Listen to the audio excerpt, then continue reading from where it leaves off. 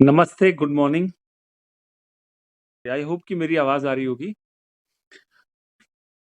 आज हम फिर से एक ब्यूटीफुल ट्रांस में चलेंगे और थोड़ी देर बात करेंगे। सो 3 गहरे श्वास और फिर हम ट्रांस में चलते हैं। Let us start.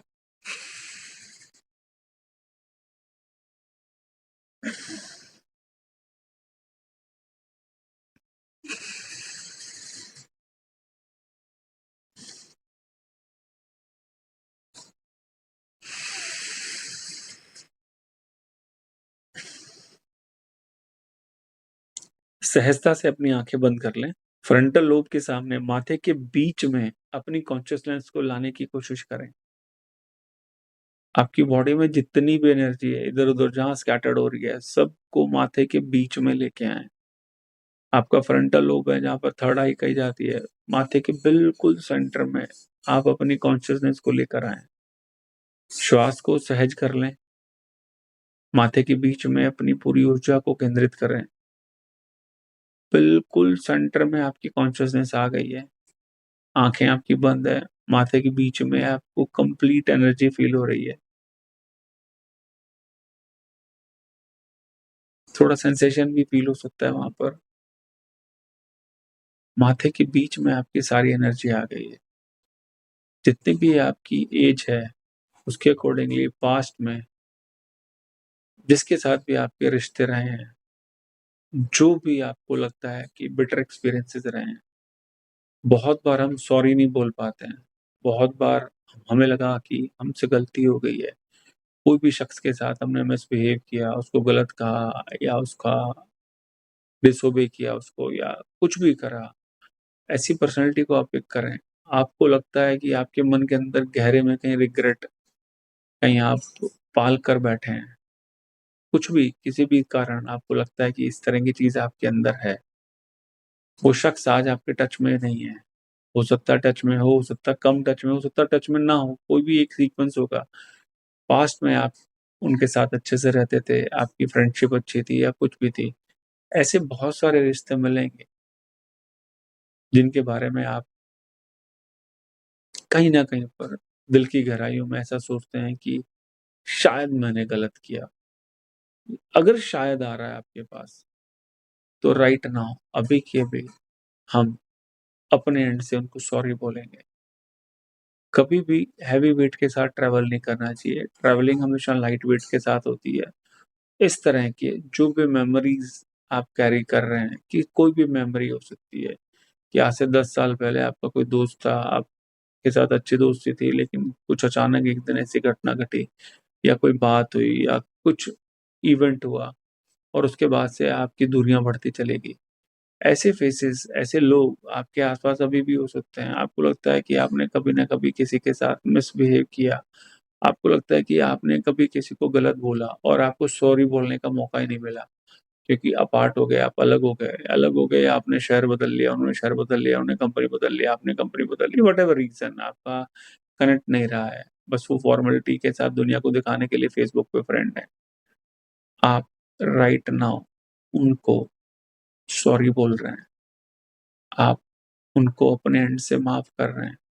अगर आपको लगता है कि आपकी गलती रही है, कहीं पर भी छोटी-सी बिल्कुल सटल लेवल पर लिटिल मिस्टेक रही है, आप उनको अभी सॉरी बोल रहे हैं।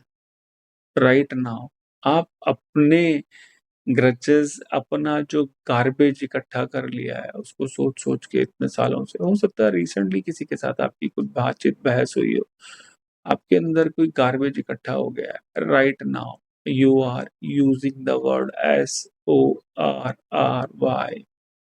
और वो शब्द उन तक पहुँच रहा है। आप पूरे इमोशन के साथ, जिसके साथ भी लगता है कि आपने 1% भी मिस्टेक करी है, राइट नाउ आप उसको सॉरी बोल रहे हैं।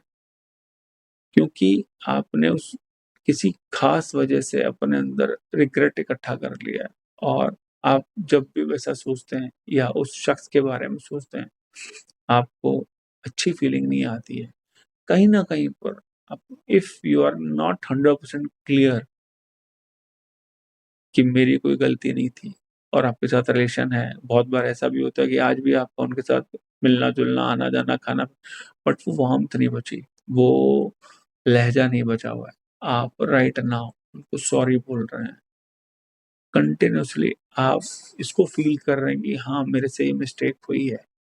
आप अपने सामने अपने आप से ये फ़ीलिंग जनरेट कर रहे हैं और आपके अंदर जो भी ग्रजेस रखे हुए हैं, साथ ही साथ उनकी भी जो गलती थी, आप उनको भी माफ़ कर रहे हैं। You are doing parallel two actions, 2 तरह के कर्म, 2 तरह के काम आप अभी कर रहे हैं। अगर 1% भी आपकी मिस्टेक थी किसी भी रिलेशनशिप में, आप उनको राइट नाउ SORRY का मैसेज कर रहे हैं। I am really very sorry for that particular day, for even for my behaviour, for that unavoidable thing, whatever it is. कुछ भी रहा था ऐसा, कोई घटना घटी, कोई कारण बना, आपको लगता है कि शायद 1% मेरी भी गलती है। आप उस इंसान को अभी सॉरी फ़ील कर रहे हैं। आपके ग्रजेस को हटा रहे हैं, आपके गार्बेज को आप रिमूव कर रहे हैं। You are now in blessed situation, blessed form. साथ ही साथ आपने पैरेलली ये भी कैरी कर लिया है कि उसकी गलती ज़्यादा थी, कोई बात नहीं, राइट नाउ आप उनको भी माफ़ कर रहे हैं। 2 एक्शंस हैपनिंग पैरेलली। मेरी गलती के लिए मैं सॉरी बोल रहा हूँ, सामने वाले की गलती के लिए मैं उनको माफ़ कर रहा हूँ। कंटिन्यूअसली ऐसा करते रहें।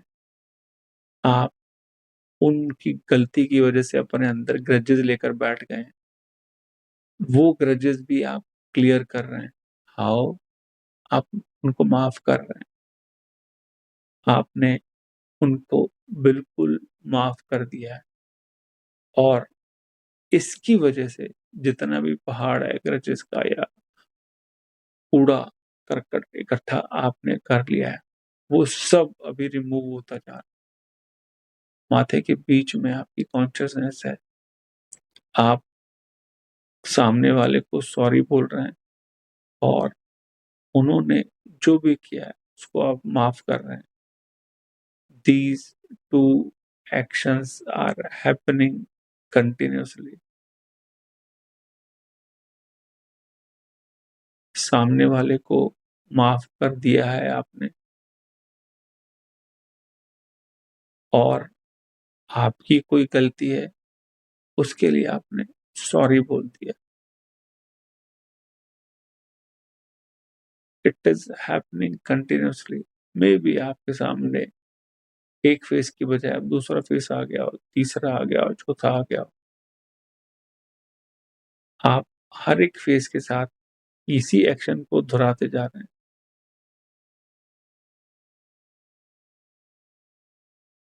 राइट नाउ आपने अपने गार्बेज को क्लीन करना शुरू कर दिया।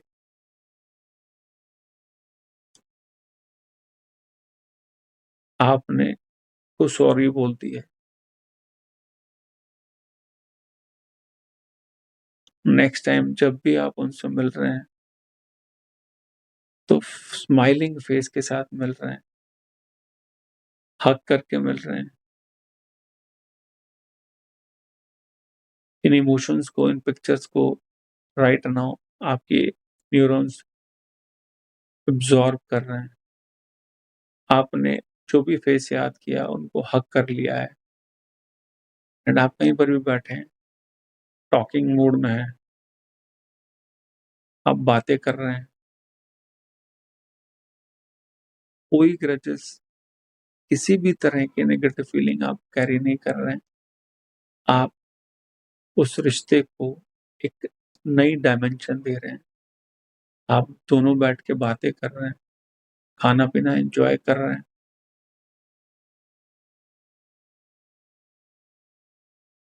उसके साथ आप टाइम स्पेंड कर रहे हैं। Hold on these pictures for few more seconds.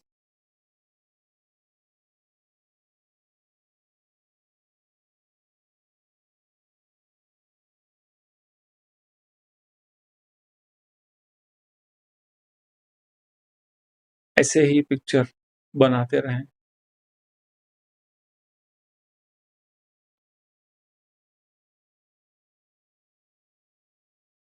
धीरे से अपनी दोनों पाम्स को रब करेंगे, हथेलियों को रगड़ेंगे और आईज़ पर रख लेंगे।